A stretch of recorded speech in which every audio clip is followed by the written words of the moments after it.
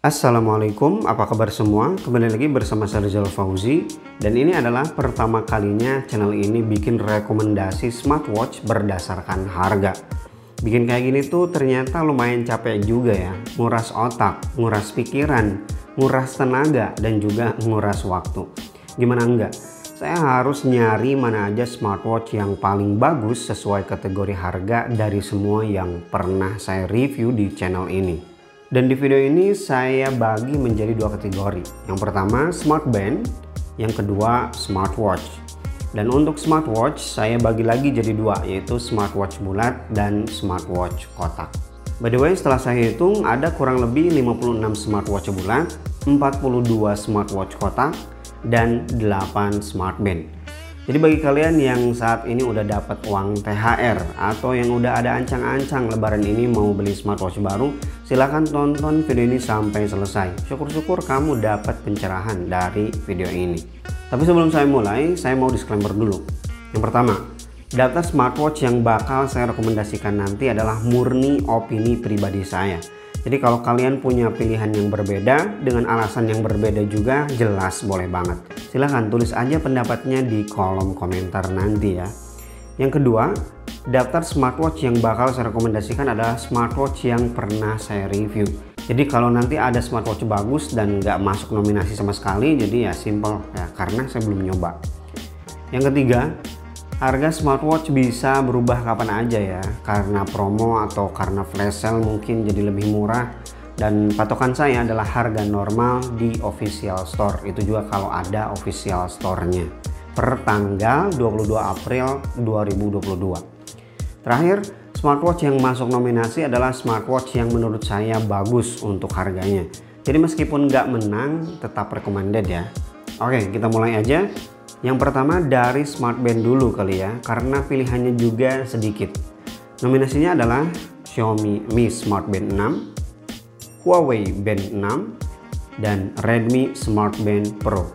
Pemenangnya adalah Redmi Smart Band Pro. Smart band yang benar-benar aman sih menurut saya, yang bisa saya rekomendasikan ke semua orang.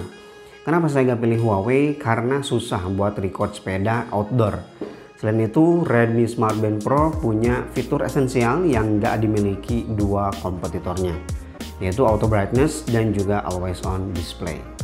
Sekarang kita masuk ke kategori smartwatch. Kita mulai dari 100 sampai 290.000. Kalau 299.000 itu saya masukkan ke 300.000 ya kategorinya.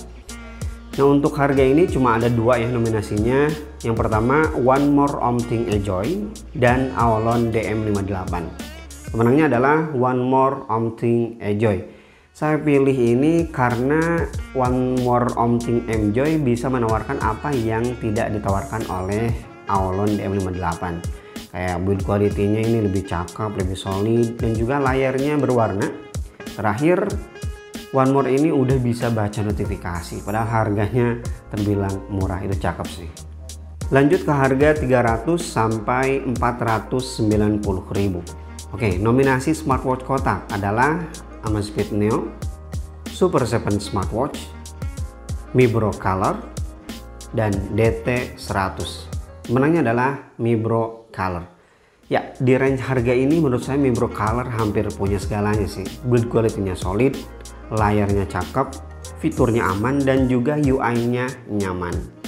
Dan nominasi smartwatch bulat di range harga 300 sampai 490.000 adalah Eagle Tempo 2, T7 Smartwatch, Hilo RT2 LS10, dan Eagle Tempo 3 Style.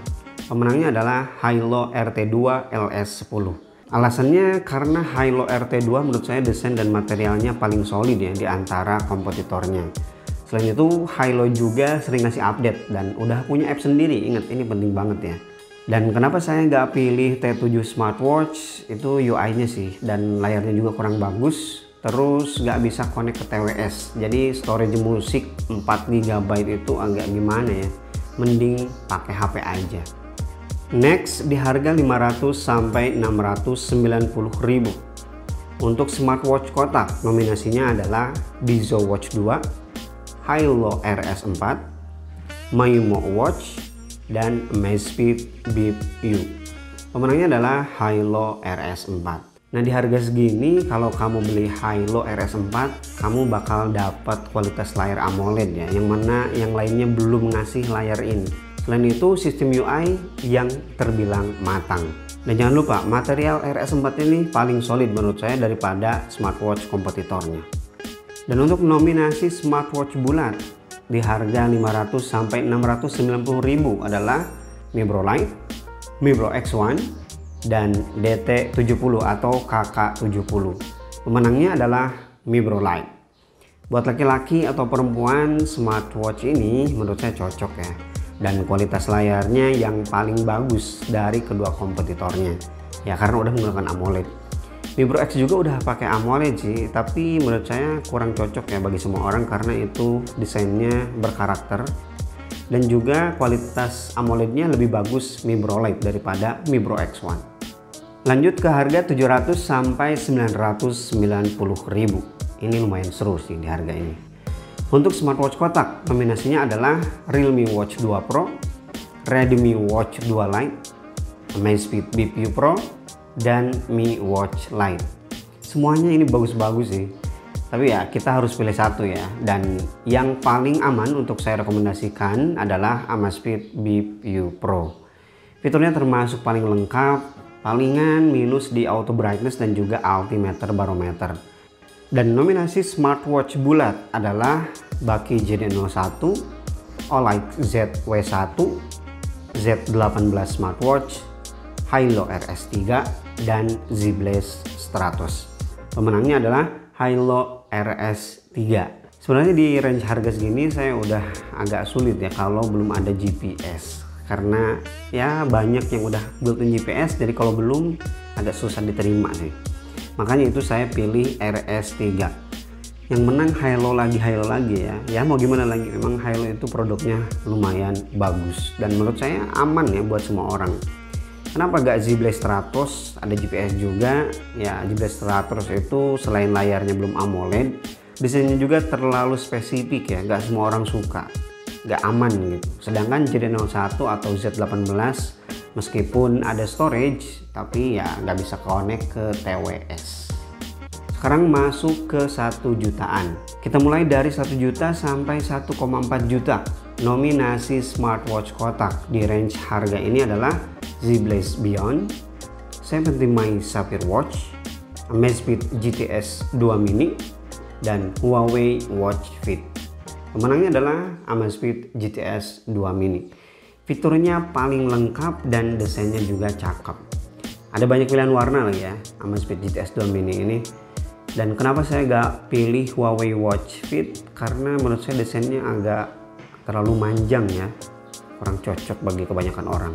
Dan kalau ada yang nanya juga kenapa Oppo Watch Free gak masuk nominasi sama sekali, ya karena di harga 1,4 juta belum ada GPS, malu sih sama Amazfit Bip U Pro.